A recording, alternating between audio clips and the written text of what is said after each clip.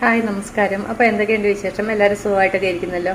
അപ്പോൾ ഞാൻ പറഞ്ഞല്ലേ, ഞാൻ കുറച്ച് ഓക്കർ സപ്പോർട്ടിൽ എനിക്ക് കുറച്ച് നടക്കാം. അപ്പോൾ എൻ്റെ കാര്യങ്ങളൊക്കെ ചെയ്യാൻ പറ്റും.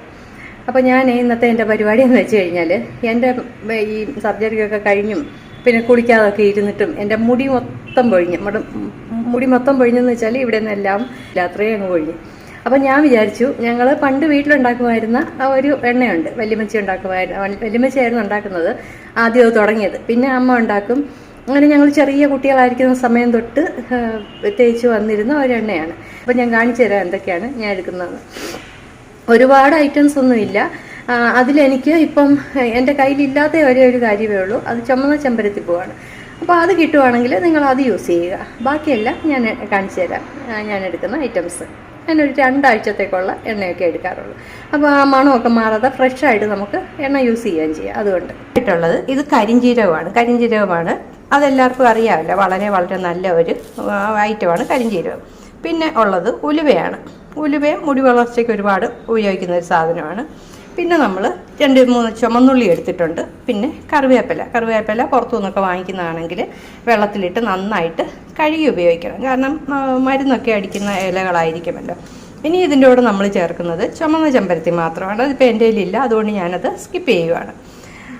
അപ്പോൾ ഇതെല്ലാം കൂടെ നമുക്കൊന്ന് ചതച്ചുകൊണ്ട് വരാം. ചതയ്ക്കാൻ മിക്സിക്കകത്തിട്ട് ചതച്ചാൽ മതി കേട്ടോ. അരച്ചങ്ങ് കുഴമ്പ് പോലെ അങ്ങ് ആക്കണമെന്നൊന്നുമില്ല, വെള്ളം ചേർക്കാതെ ഒന്ന് പൊടിച്ചെടുക്കുക, അങ്ങനെയാണ് വേണ്ടത്.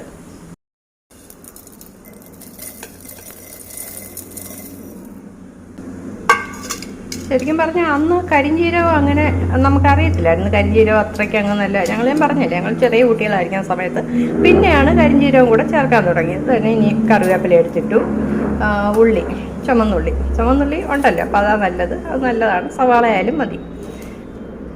എല്ലാം കൂടെ ഒന്ന് ചതച്ച് എടുക്കാം. വെളിച്ചെണ്ണയോ എള്ളെണ്ണയോ നമുക്ക് ഏതെണ്ണയാണ് പിടിക്കുന്നതെന്ന് വെച്ചാൽ അതെടുക്കാം. ഞാനിവിടെ വെളിച്ചെണ്ണയാണ് ഉപയോഗിക്കുന്നത്.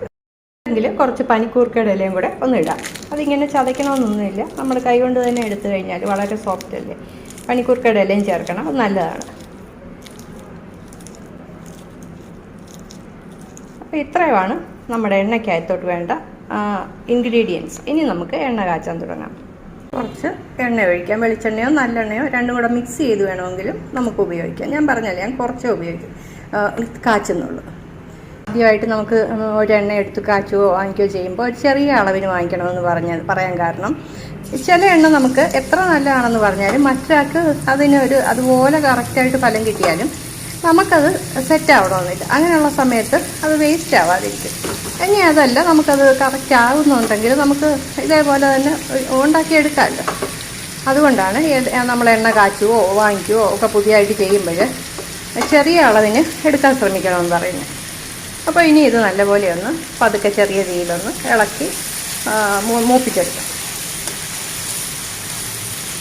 അങ്ങനെ ചെറിയ തീയിൽ പാകമാവട്ടെ.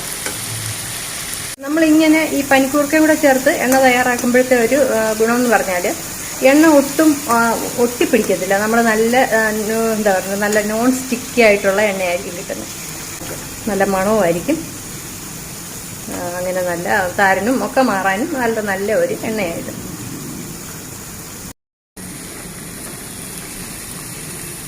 ചെറിയ തീയിൽ കരിഞ്ഞു പോകാതെ ഇളക്കി റെഡിയാക്കി എടുക്കണം എണ്ണ. ഇതൊരു കിറ്റിക്കിറ്റാന്നാവുന്ന ഒരു സമയമുണ്ടല്ലോ, ഒരു മുരിഞ്ഞു വരുന്ന സമയം. അപ്പോൾ ചെറിയ അളവ് ഉണ്ടാക്കിയെടുക്കുന്ന എണ്ണയ്ക്ക് അത് മതി. ഈ ഒരു സമയമാണ് അതിൻ്റെ കറക്റ്റ് ഭാഗമാണ്. അപ്പോൾ ഇനി ഇത് തീ ഓഫ് ചെയ്ത് നമുക്കിത് അരിച്ചിട്ട് കുപ്പിയിൽ സൂക്ഷിച്ച് വയ്ക്കാം.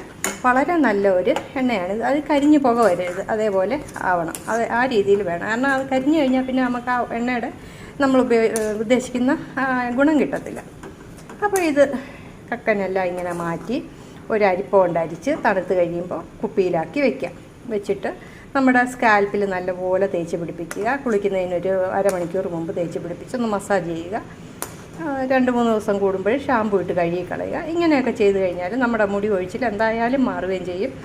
നല്ലപോലെ മുടി കിളിച്ച് വരികയും ചെയ്യും. വേണ്ട നല്ല പച്ച കളറൊക്കെയുള്ള നല്ല അടിപൊളി എണ്ണയായത്.